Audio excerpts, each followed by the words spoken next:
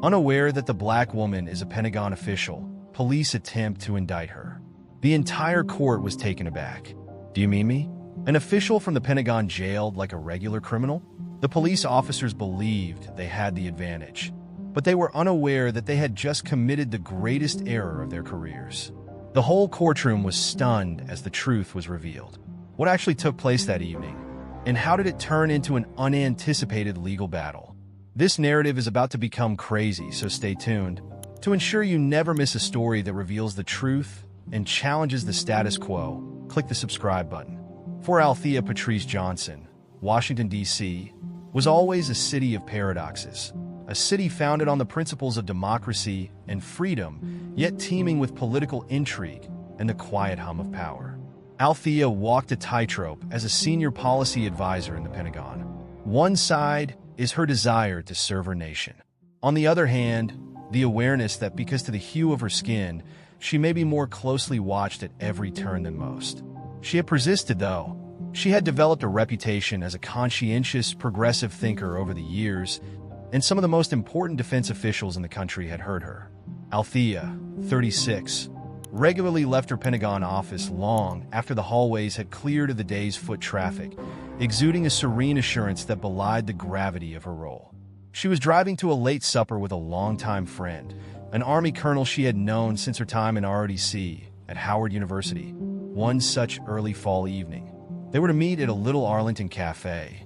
The moon was brilliant, the night was clear, and there wasn't much traffic. Althea drove a modest hybrid Ford Fusion, a sensible vehicle. She liked to keep a low profile, even with her rank and the high salary that accompanied it.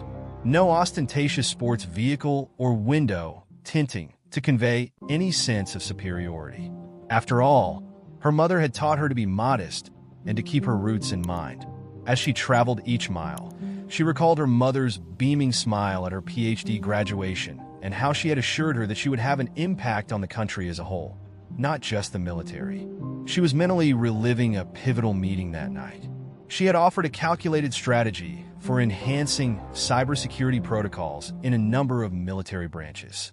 Given that her suggestions would result in millions of dollars being saved on defense budget, the senior brass had appeared impressed. Before the next meeting with Secretary Lloyd J. Austin III, whom she highly admired for breaking down boundaries as the first black Secretary of Defense, she was eager to make the plan better. She was inspired by his uncompromising dedication to truth and took pleasure in their common ancestry. The city lights created a halo in her rearview mirror as she turned into Jefferson Davis Highway. The flash of police sirens behind her caught her attention 10 minutes or so before she reached the cafe. Althea glanced at her speedometer in confusion. The speed limit was comfortably within her reach. Expecting the cruiser to speed by in search of an emergency, she slowed down, changed lanes, and utilized her turn signal. However, it didn't. Rather, she became aware that she was the target when the patrol car matched her speed. Anxiety unfurled in Althea's gut, and her heart pounded. Although she had no need to be afraid of the police, she was reminded by past events of how miscommunications could worsen and how things could go bad. She motioned to switch lanes once more before cautiously braking onto the shoulder. Two officers stepped out of the vehicle, and she saw them in the side mirror. The headlights created their long outlines as they approached her. She briefly pondered whether a taillight was out or whether she had neglected to update her tags. However, she could not remember any mechanical problems with her vehicle. She always maintained her car in immaculate shape. Althea put both hands on the driving wheel and rolled down her window. She learned to be particularly cautious from her mother's prudence and her work experience. Her driver's side window was approached by the first officer. His badge said Officer Denton, and he was tall and commanding. With spotlights searching the license plate, a second cop, Cop Pratt, a shorter man with a scruffy beard and a shaved head, hovered close to the sedan's trunk. Althea said, "Good evening, officer," in a composed and polite tone. She had spent years honing that calm, courteous voice that gave people the impression that she posed no threat. "Registration and license," stated Officer Denton.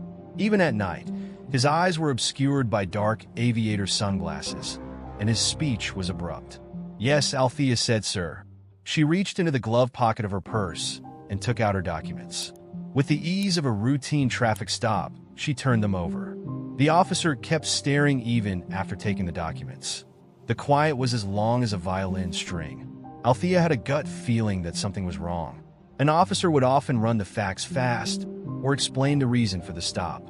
Rather, Denton simply continued to stare at her as if assessing her. At last, he murmured in a quiet voice, "Get out of the car." Althea's heart raced. "Please." Keeping her cool, she said, "Is there a problem, officer?" "We'll see," he said, putting one hand on his holster and stepping back half a step. Althea's mind whirled with bewilderment and fear.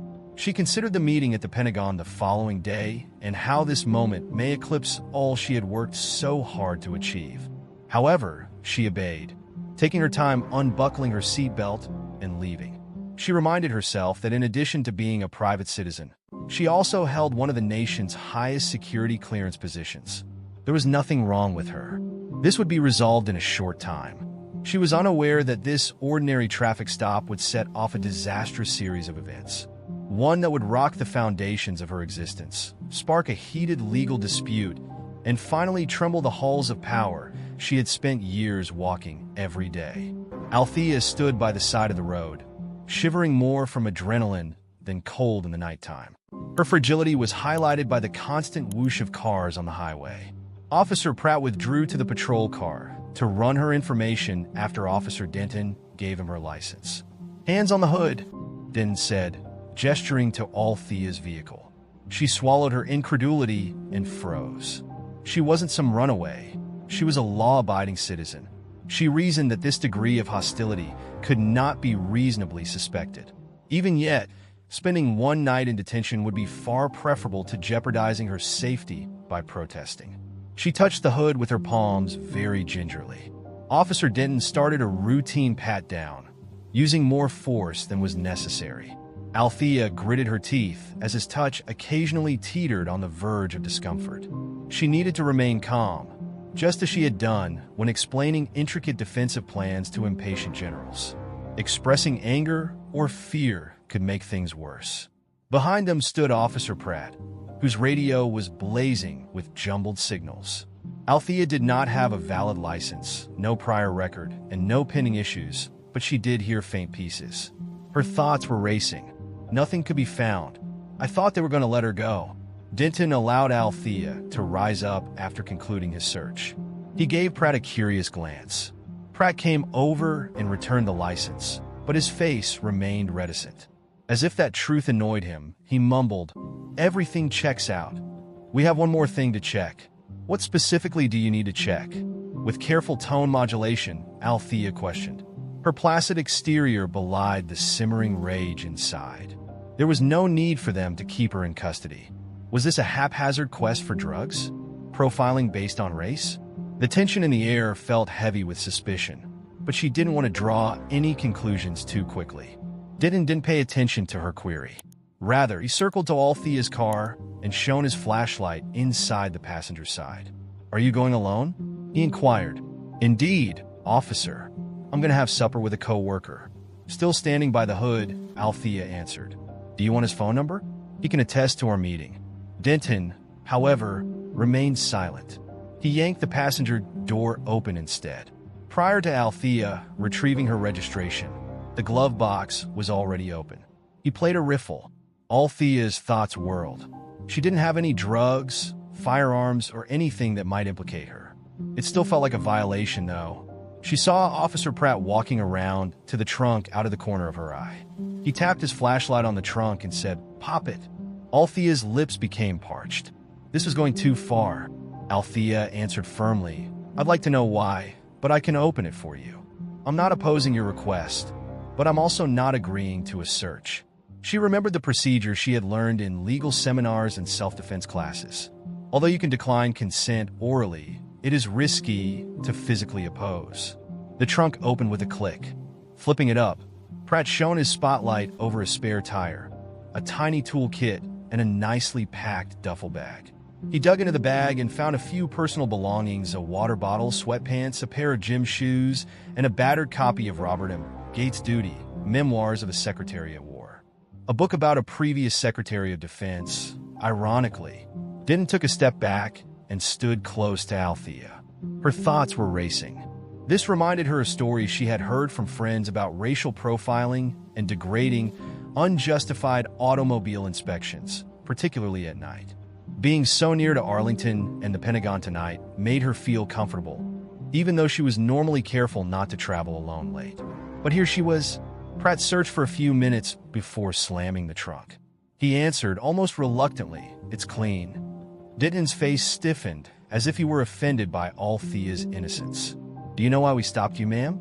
Finally, with some sort of explanation, he inquired. Althea took a breath. "My tags are current, and I wasn't speeding, officer." "Is my taillight not working properly?" Denton paused. "A call regarding a strange car in this region was received. Your vehicle was just as described." Althea nearly burst out laughing at the ridiculousness. A car that seemed suspicious? A Ford Fusion in silver? Half of the mid-sized sedans on the road might fit that description.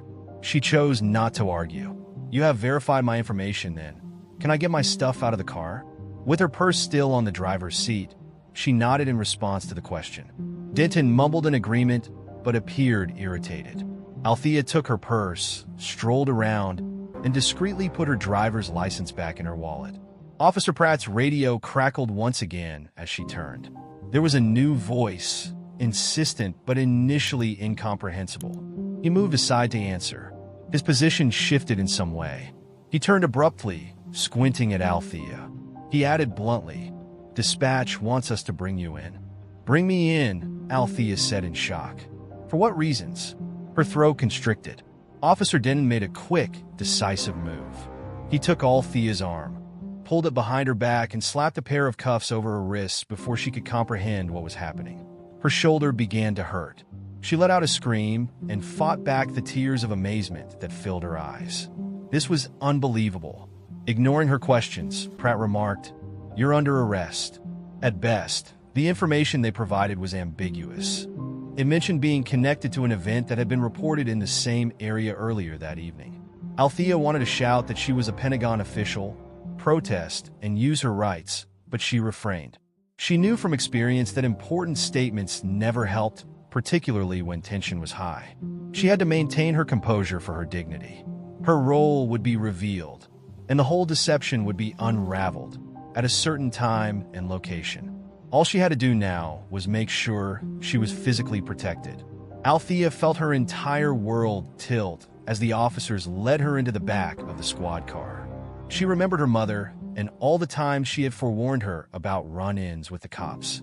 Her father, a veteran who had fostered in her a passion for the military, sprang to mind.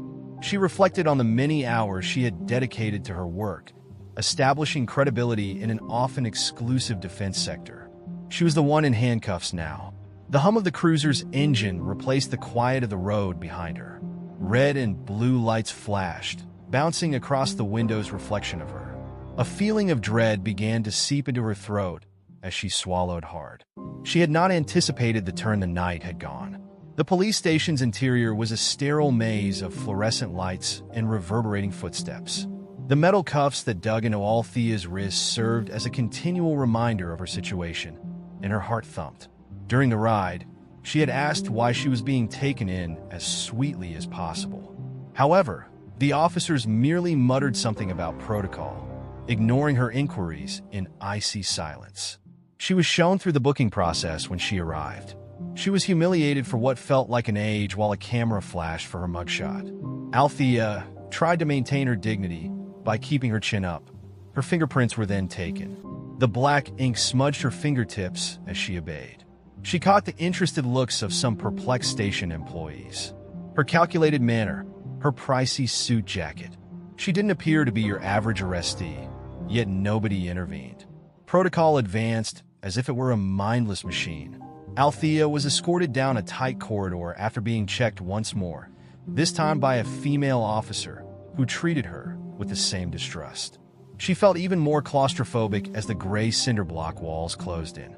A tiny holding cell with metal benches fastened to the floor was assigned to her. A reinforced glass slit in the door served as the only window. She made an effort to gather her thoughts. They had taken away her phone. The officers had instructed her to wait while she made a phone call. Althea's annoyance increased. Her reputation was at risk, and her duties at the Pentagon became more difficult with each minute she spent here. She was supposed to work with senior officials to finish the cybersecurity proposal tomorrow morning. Her presence was essential. Additionally, her work and personal life may suffer greatly if news got out about her incarceration. Someone was coming, indicated by a clang in the distance.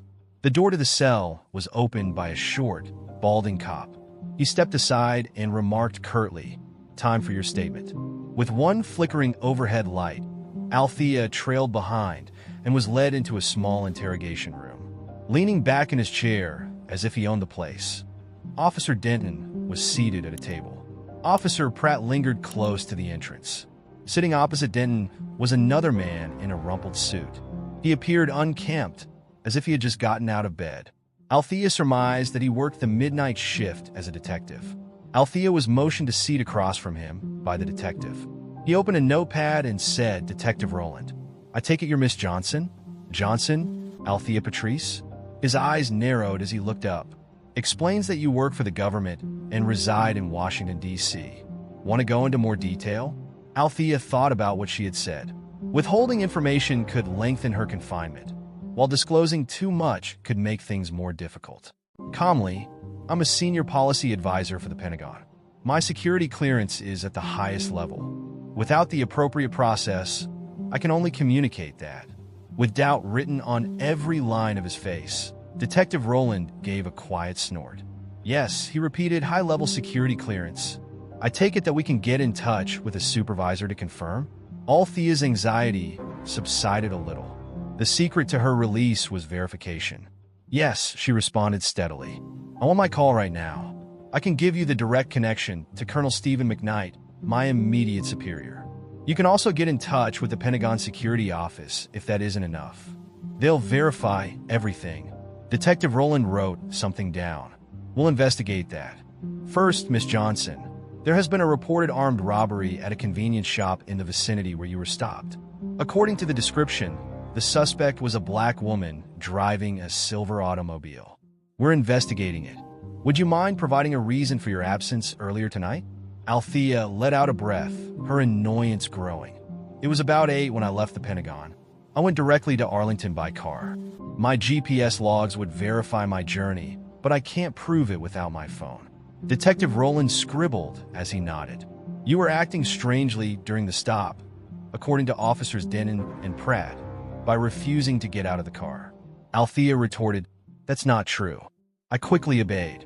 I didn't object when they searched my car without my permission. That is seen on any dashcam video." Denton folded his arms and scoffed from the other side of the table. "We had good reason. She fit the suspect's description exactly." "Correct," Althea replied, suppressing her rage. "I want to be clear. I was not involved in any robberies. I'd be pleased to offer any proof to resolve this matter as soon as possible." Detective Rowland kept a close eye on her. "We'll watch the dashcam footage and the surveillance tapes from the store. We'll choose the next course of action if you're clean." Althea forced herself to be calm and folded her hands in her lap. That phone call was necessary for her. She had to get in touch with Colonel McKnight, who would understand the seriousness of detaining a Pentagon officer with a perfect record. The detective looked at Pratt at last. With a half-interested, half-bored tone, he said, "Take Miss Johnson for her call. After that, put her back in the holding cell."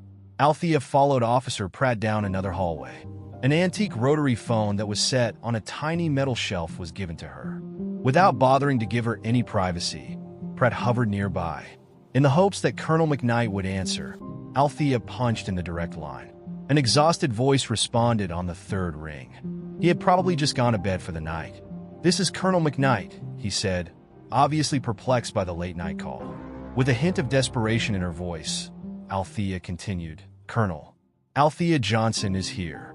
The Arlington Police Department is where I am. I was not involved in the armed robbery that led to my arrest." "What?" he said, his voice suddenly alert. "How in the world is it happening in Althea?" Knowing that Officer Pratt was listening, she gave a brief explanation of the circumstances in short, clipped terms. "They're not going to accept who I am. They refuse to verify it. Colonel, I need your help. Regaining his military edge, McKnight remarked, "All right, calm down. Right now, I'll make some calls to check in. Keep your distance, perform as instructed, and don't worry. I'll get you out." With a mixture of relief and concern, Althea hung up. She was aware of Colonel McKnight's influence, but would the local police take notice? Waiting was the hardest part, and she would have to do it. She was taken back to the holding cell by Officer Pratt. Althea was inside, leaning against the wall, her suit jacket pressed against the cold cinder block. She made an effort to concentrate on the strategy to complete the cybersecurity proposal tomorrow. She was trusted with this endeavor by the Pentagon's brightest thinkers. And yet here she was, embarrassed and in handcuffs. Willing herself not to cry, she squeezed her eyes shut. Hours stretched into minutes. In the distance, she could hear conversations and the sporadic ringing of a phone. Every time, she hoped it was Colonel McKnight who called the station, but nobody ever showed up to free her or provide any other information. She felt the burden of injustice pressing down on her. She felt trapped in a Kafkaesque nightmare with no way out, even though she was in the top tier. Althea understood in that quiet cage that this was not merely a miscommunication. Prejudice, bureaucracy, and just plain lousy timing all came together. She resolved, however, that this experience would not shatter her. If everything worked out tomorrow, she would go with a smile on her face. And maybe the cops who had so nonchalantly thrown her out would have to deal with the consequences of their actions. Althea had scarcely slept on the cold metal bench in her cell by the time daybreak. She was burdened by memories of the fluorescent lights, the stale smell of disinfectant, and the metallic echo of heavy doors. The number of hours that had elapsed since her booking had slipped her mind. Every now and again an officer would pass, peek inside the cell, and move on silently. At last, shortly after dawn, the cell door opened. Detective Rowland was a little uncomfortable as he stood there. "Come with me," he ordered sternly. Althea stood up, feeling every tense muscle groan. He took her to a small room with a table, 2 chairs, and no windows. A different interrogation room than the one she had been in before. She noticed Colonel Stephen McKnight standing there, dressed casually for a civilian audience, but with a distinctly military demeanor. He had harsh lines on his face. Detective Rowland cleared his throat. "Colonel McKnight has been, checking your qualifications. Some details are still being cross-referenced." McKnight's gaze shifted to Althea, looking for any indication of harm. "Are you all right, Althea?" Quietly he asked. Even though she didn't feel well, she nodded. McKnight, the detective, turned to Rowland. "I've given several assurances on Miss Johnson's identity and her role at the Pentagon. I have verified that she was at the Pentagon until approximately 8 p.m. last night, and her clearance level is TSSCI. Her departure time is also verified by the logs from the guard stations and main entrance." Rowland gave his head a scratch. "Yes, Colonel, but in an armed robbery case, we have a suspect who fits her description. She cannot be simply let go until..." "Until what?" McKnight's irritation was evident in his voice as he snapped. "Until you railroad a high-ranking government person because you don't care enough to look at the dash cam from the arresting officer's car or the CCTV tape from the convenience shop." He threw a folder full of papers onto the table. "This is a portion of the store's camera footage. It was pulled early this morning by my own staff. The suspect's attire does not even match Miss Johnson's license plate in terms of color. As you can see, the car is a completely different brand and model." Rowland's face went from defensive to unsure as he combed through the papers. Althea kept a close eye on him. The tension in the room was palpable to her. McKnight was understandably incensed. Rowland spoke in a calm voice. "Colonel, you must realize that we acted on a reliable tip, even though we are still checking everything." McKnight interrupted him. "A stipend? It's more of a sloppy assumption. There's more going on here than meets the eye," he said after regaining his composure. "After the evidence is thoroughly examined, I have no doubt that Miss Johnson will be completely cleared." When Althea did speak, her tone was unexpectedly forceful. "When will I be formally released?" Rowland looked at her sharply. "The proprietor of the store has been invited to come in for a positive ID check. We will proceed with your release if that does not match. However, we have protocols to adhere to. Procedures. McKnight said, his tone tinged with resentment. All right, we'll wait. But believe me when I say that I will be formally complaining to the officers who performed this arbitrary arrest. They were interrupted by a knock on the door. Officer Pratt's inscrutable face peered in. The store owner is here, detective. Roland gave a nod. A significantly larger room with a one-way mirror was shown to Althea and McKnight. The proprietor of the shop, a thin, weary guy, stirred uneasily on a chair inside. Then Detective Roland gestured Althea into view. With bewilderment on his face, the store owner eyed Althea. He looked from Althea to Roland and remarked, "That's not her. For starters, the woman who stole from my store had different hair.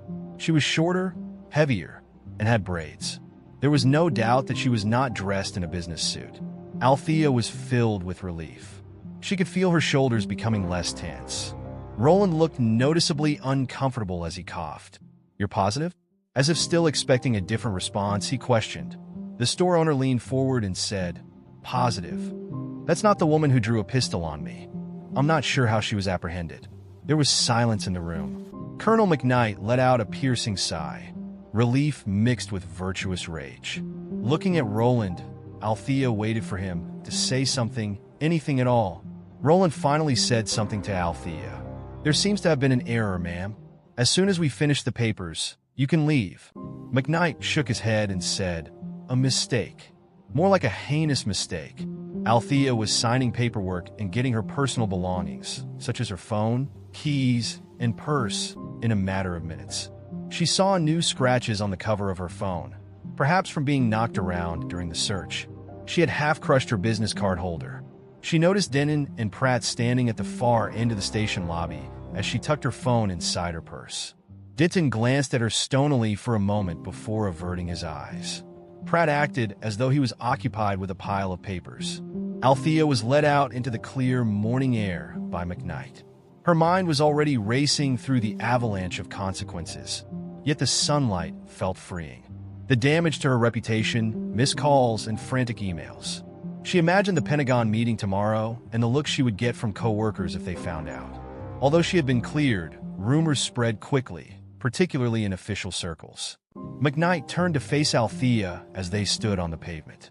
He said softly, "I'm sorry you had to go through that. I'll see to it that those officers are held responsible. You're worthy of better. Those pledged to defend our nation deserve better." Althea forced a weary smile. "Colonel, thank you. Thank you for all that you've done this morning. All I want is to move on from this horror and resume my work." He gave a nod. "I'll get you a ride home, take a nap, and perhaps change your clothing. I want to debrief with you in my office by noon." While I was traveling here, I received a call from Secretary Austin's staff. They can't wait to hear your final suggestions regarding the cybersecurity project. Althea blinked as she attempted to return to the realm of high-stakes defense strategy after the agony of the previous 12 hours. "I'll be there," she murmured, her weary eyes glimmering with resolve. After they parted ways, Althea felt a whirlpool of emotions in her chest as she got into the rear seat of a government-issued vehicle. Relief, anger, thankfulness, and fatigue. She wondered how long it would take for her life to get back to normal as she looked out the window at the city streets that passed by, and whether normal was still possible. She had no idea that her experience was just the beginning of a conflict that would intensify as soon as she entered the courtroom. Depositions, legal consultations, and an unanticipated spike in media attention dominated the days preceding the pre-trial hearing. Althea had initially hoped the lawsuit would be handled discreetly in the quiet hallways of a courthouse. However, an inquisitive local reporter learned that 2 Arlington police officers were being sued by a Pentagon official. The plot, which pitted local law enforcement against a powerful Pentagon advisor, essentially wrote itself. There was already a slight nod of media when Althea walked up the courthouse steps for the initial preliminary hearing. Cameras clicked, microphones pressed forward. "Ms. Johnson, could you comment on the claims of racial profiling?" a well-dressed Washington Post reporter said. "Is it true you're a top-level official at the Pentagon?" asked another from a local TV station. "Have you discussed this with Secretary Lloyd Austin?" With a Pentagon-appointed lawyer on one side and Colonel McKnight on the other, Althea protected her face from the camera flashes. Camille Webster was an astute litigator. Althea was led by Webster past the whirling press. "No comments at this time," the lawyer stated calmly. "When the moment is right, we'll make a statement." The air inside the courthouse smelled of stale coffee and was cool. Despite her nervousness, Althea relied on her military experience. Remain composed under duress. She sat behind the prosecution's table with Webster. Renee Faulkner, the assistant district attorney, was already there, meticulously and swiftly filing. Officers Denton and Pratt came in through a side door a few minutes later. For a brief while, Denton's intense gaze locked with Althea's before he turned away.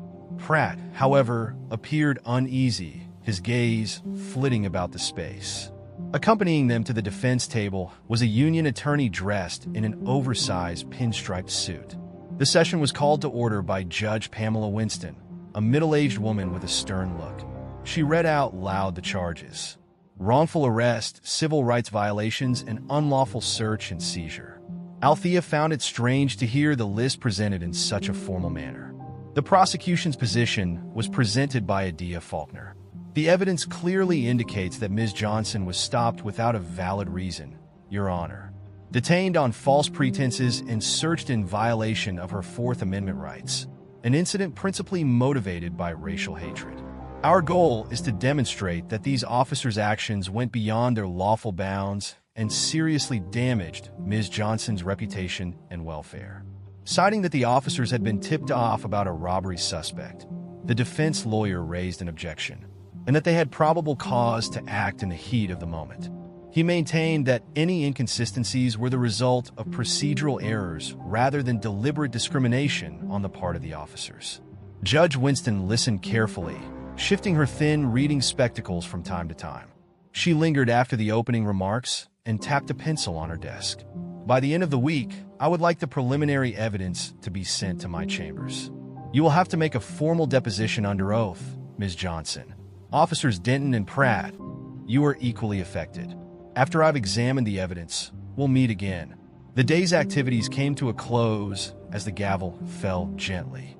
There was a palpable tension in the room that persisted and clung to the walls.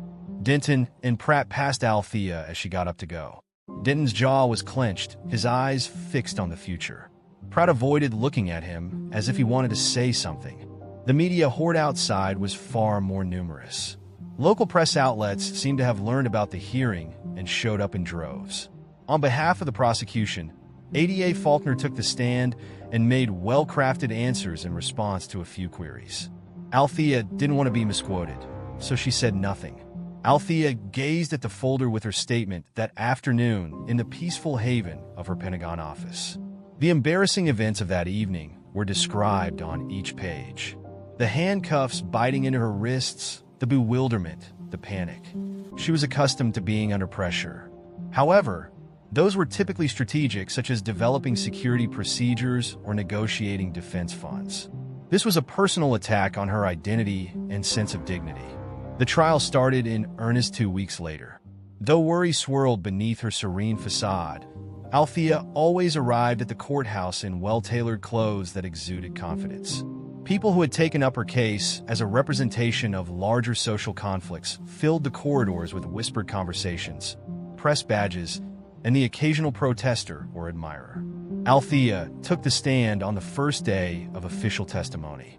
A row of cameras occupied the back of the courtroom, but the judge ordered that only specific parts of the video could be filmed. Judge Winston reminded everyone to be polite as she quietly and authoritatively presided over her bench. The witness stand was approached by Ada Faulkner. "Would you kindly describe the events of the night of your arrest, Miss Johnson, in your own words?" With her palms wet against the wooden rail, Althea took a deep breath. When she first left the Pentagon, she saw the police lights in her rearview mirror, was told to get out of the car, had her car searched, and was then taken into custody. She described with measured clarity every detail, including how Denton's grasp had squeezed on her arm and Pratt's wordless intimidation. Every ear in the courtroom listened to her voice as it grew silent.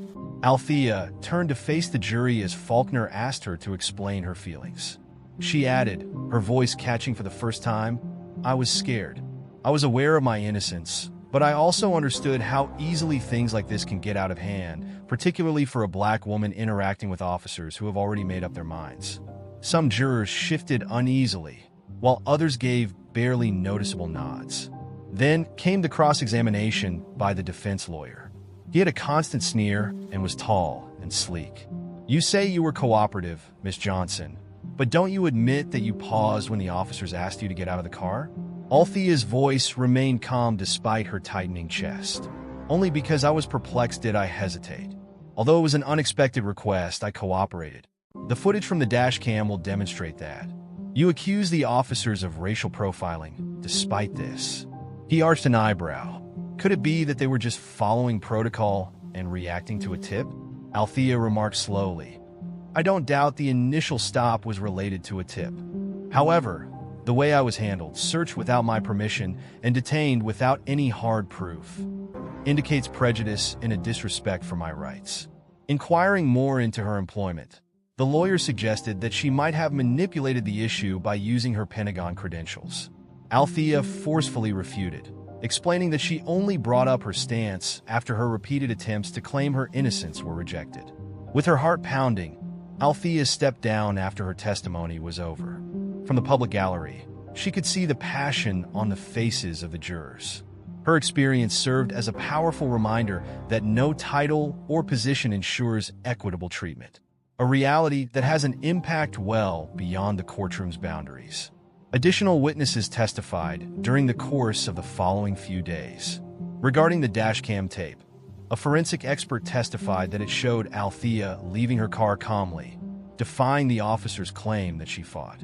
On the officer's records, internal affairs investigators reported their findings.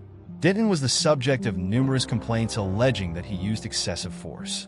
However, none had ever led to official punishment. Although Pratt's record had fewer points, there were still a few warning signs.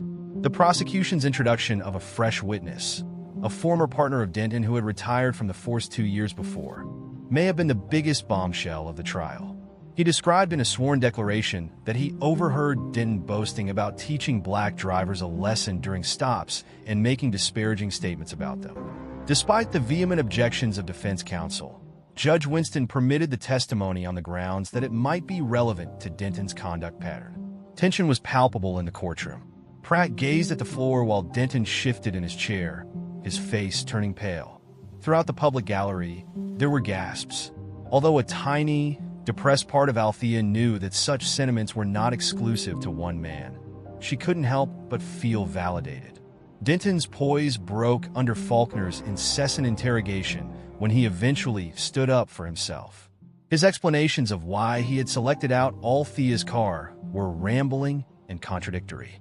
He once asserted that Althea's license plate and the suspect's matched, but Faulkner promptly provided proof that the plates were very different. Every falsehood eroded the facade he had attempted to keep up.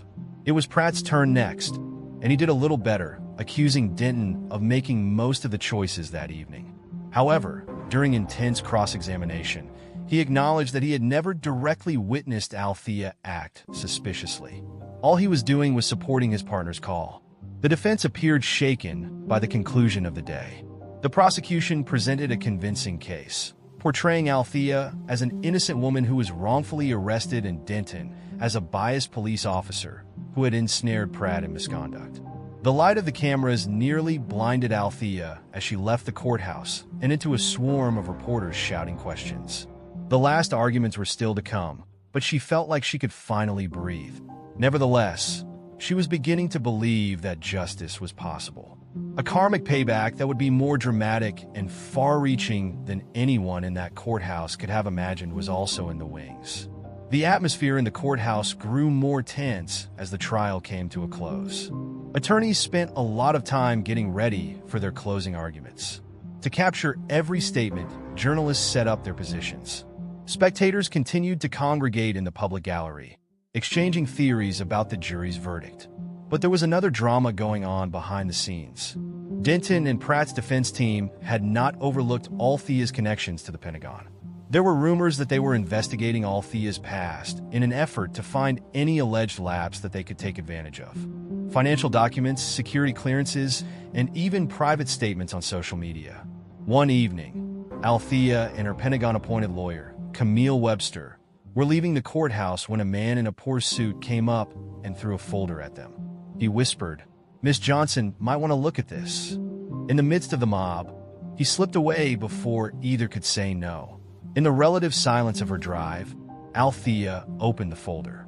Photocopies of Pentagon internal memos were found within. Sensitive strategic notes that shouldn't be public knowledge, but nothing classified. "If you don't drop the case, we can make sure these end up in the news," was written in the margin.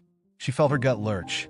She was being blackmailed by someone who threatened to discredit her by leaking Pentagon documents. Webster became white with rage as she showed him the fill. Webster retorted, "This is a clear attempt at intimidation. We ought to notify the district attorney and the judge right now." Althea, however, paused, anxiety eating at her. Publicizing this could jeopardize national security. Additionally, the defense could claim that I handled documents improperly. This might get out of hand. Webster emphasized that this is precisely why we must not allow them to intimidate us. We must be open and honest with the court. Let the judge make the final decision. Another bombshell shook the courtroom on the second-to-last day of the trial. A collection of texts Denton had sent Pratt right after Althea's arrest were presented by ADA Faulkner as a recently discovered piece of evidence. In them, Denton made derogatory comments about haughty suits who believe they are above the law and suggested that she would learn some respect by spending a night in jail. The messages came as a shock. Denton's attempt to assert that he made a mistake in good faith was further undermined. The gallery was filled with gasps. For a while, even the defense lawyer was unable to speak. That night, Denton's attorney walked up to Althea outside the courthouse and smiled artificially. "If you want to talk about a settlement, Ms. Johnson, you will definitely hear from us." Althea gazed at him while a surge of outrage swept over her. "It's not about money," she said coldly. "It has to do with responsibility." Her tone made him wince, and he quickly pulled away. With the blackmail attempt being investigated, damaging evidence mounting, and Denton's confidence in ruins, the scene was set for a dramatic conclusion. Althea sensed that she was making progress. However, she couldn't get rid of the persistent feeling that a final turn was imminent, ready to put her resolve to the test in ways she couldn't yet imagine. There was a sharp fall chill in the air on the morning of closing arguments. The courtroom was packed, and the rows of onlookers were filled with whispers of excitement. Althea took a seat, her pulse pounding nervously in her veins as she felt the weight of innumerable eyes on her. Ada Faulkner opened with a steady, rich voice, speaking to the jurors. "This case involves more than one mishandled traffic stop. Accountability for those tasked with enforcing the law is at the heart of this systemic problem. Officers Denton and Pratt acted without evidence because they were biased. They denied Ms. Althea Johnson, a law-abiding citizen, her basic rights and humiliated her. We implore you to uphold justice and hold them accountable for this egregious misbehavior." Then she summarized the proof.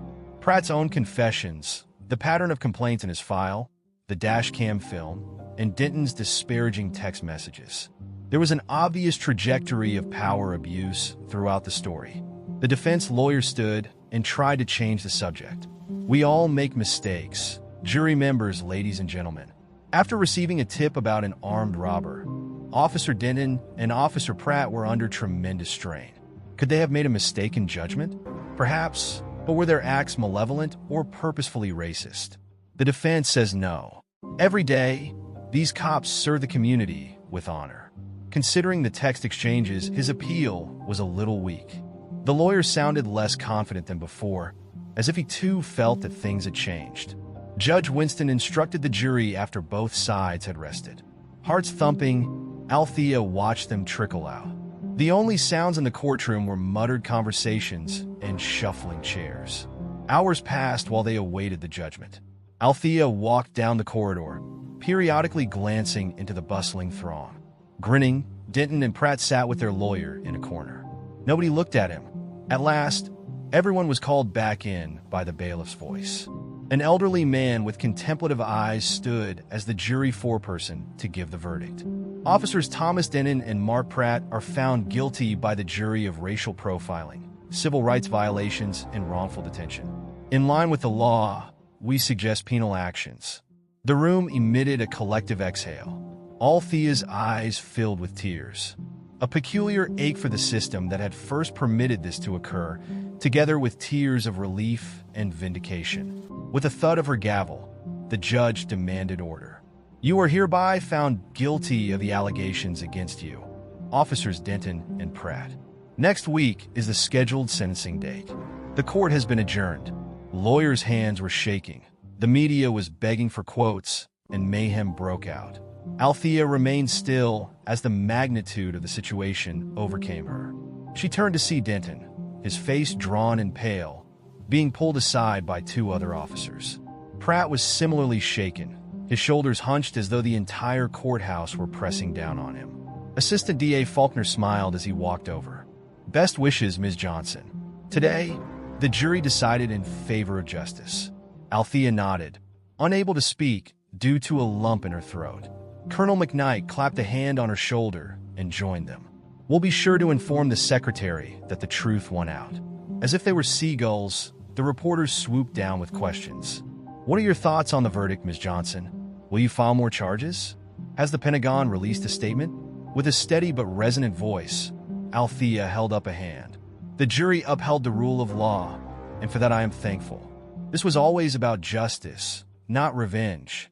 This result should serve as a reminder that everyone, even those with badges, is accountable. As the reporters kept asking questions, Althea politely excused herself. She made her way through the crowd and out into the sunny, windy day. She felt liberated again as the cool air filled her lungs.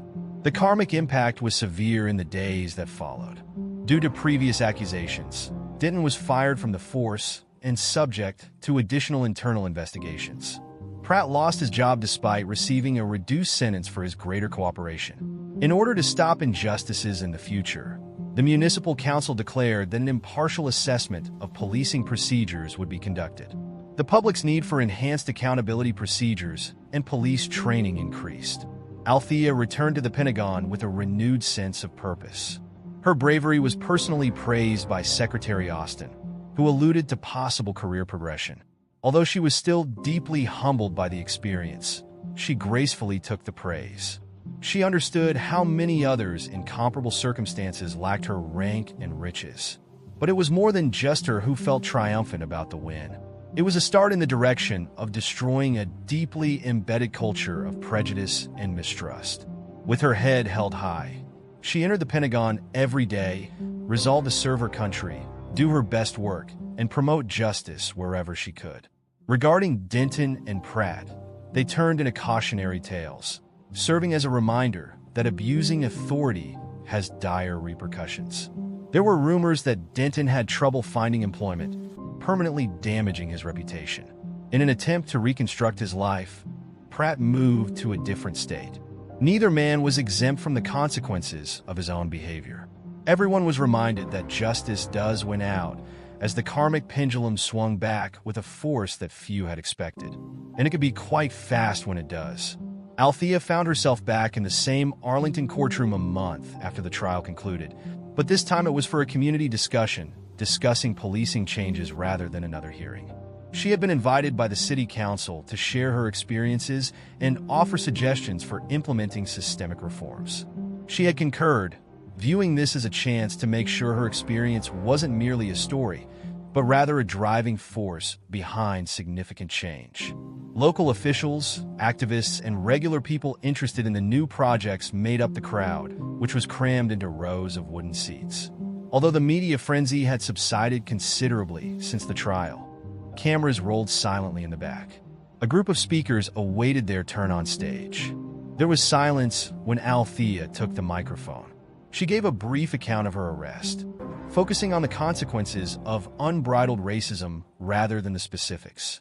She then turned and discussed the more general concerns. The absence of accountability frameworks, training initiatives that disregarded cultural sensitivity, and the unwillingness to sanction officers who had received repeated complaints. Her voice was firm and unwavering as she stated, "I have a background in public service. We are subject to strict checks and balances within the Pentagon. Errors can jeopardize national security and result in fatalities. Despite their differences, military defense and policing both have a basic need for honesty and responsibility. Bias and carelessness are unacceptable because the price is too great. It undermines public confidence and puts the very people we are trying to safeguard in jeopardy." Her remarks struck a chord, eliciting cheers. She urged the city council to enact policies that would reduce the likelihood of such incidents in her closing remarks. Partnerships with community organizations, continuous anti-bias training, and increased openness in complaints. Following the forum, a young black woman with admiring eyes came up to Althea as she was leaving the platform. "Thank you," she muttered. "I was inspired by your tale to believe that speaking up is important." Althea grinned, her heart heaving with approval. She recalled her own anxiety over the outcome of the night. She was dragged into a police cruiser. She was now able to argue for change in front of a large audience, something that could have been easily undone without her resources and backing. Althea focused entirely on her Pentagon duties in the weeks that followed, which had become increasingly more important as the country dealt with changing demands for international security. She oversaw task teams, worked with high-ranking officials to develop strategies, and influence policy choices that influenced the defense posture of the United States. The reverberations of her legal battle continued to haunt her, strengthening her resolve. She was called into Colonel McKnight's office one day for a meeting. Secretary Lloyd J. Austin III was sitting next to him when she strolled in, both men grinning broadly. A beat skipped across her heart. Austin started, "Ms. Johnson, you've shown extraordinary dedication, not only to your position here, but to the values of justice and public service. After observing your efforts on the cybersecurity project, we think you're prepared for a new challenge." A folder was slid across the table by McKnight. An offer letter for a position as Deputy Director of Strategic Operations. A powerful post with wide-ranging effects was enclosed. As Althea read it, tears threatened to well up at the corners of her eyes, and her palms shook. She looked up. "I'm at a loss for words." "Thank you, sir. You deserve it," Austin remarked. "We require leaders who are not only highly skilled technically, but also steadfast in their moral convictions. The values this country aspires to defend are embodied in your tenacity in the face of hardship." Althea gave a nod, her voice full of passion. "Thank you. I agree." That night, Althea sat by herself in her living room, thinking back on the voyage, after making a joyous phone call to her mother to share the news. She became a stronger version of herself as a result of the traffic stop, which had previously felt like a nightmare. One who isn't scared to stand up against injustice, even at personal expense. She gazed out over the skyline of Washington, where the Pentagon's shadow could be seen against the moon. She felt prepared for the challenges and responsibilities that lay ahead, because she found an unshakable truth throughout her worst days. Titles and uniforms don't represent true power. It's about having the guts to stand up for what's right even when the system resists. And Althea Johnson would bring that type of strength with her wherever justice needed a champion, including the Pentagon corridors. This brings an end to the extraordinary odyssey of Althea Johnson, a senior Pentagon official whose moral character was put to the test under the most unlikely of conditions. After a terrifying false arrest and a dramatic legal battle, Althea not only came out on top, but she also felt more empowered to stand out for the values she believes in. Karma hit hard, justice was served, and the shockwaves extended well beyond the courthouse, causing structural changes in the local police department. Sometimes our hardest struggles serve as the furnace for our greatest strength, as demonstrated by Althea's unwavering quest for the truth, which turned her from victim to winner. Please give this video a thumbs up, share it with friends who need a boost of bravery, and subscribe to our channel for more captivating stories if Althea's story inspired you. Your assistance enables us to tell compelling tales that serve as a reminder that justice is possible when we speak up for what is right. Disclaimer. This channel stands against all forms of intolerance, discrimination, racism, and violations of human rights. The stories shared here are original creations, developed to encourage reflection, understanding, and constructive dialogue. All content is produced with a commitment to respecting diversity and honoring human dignity.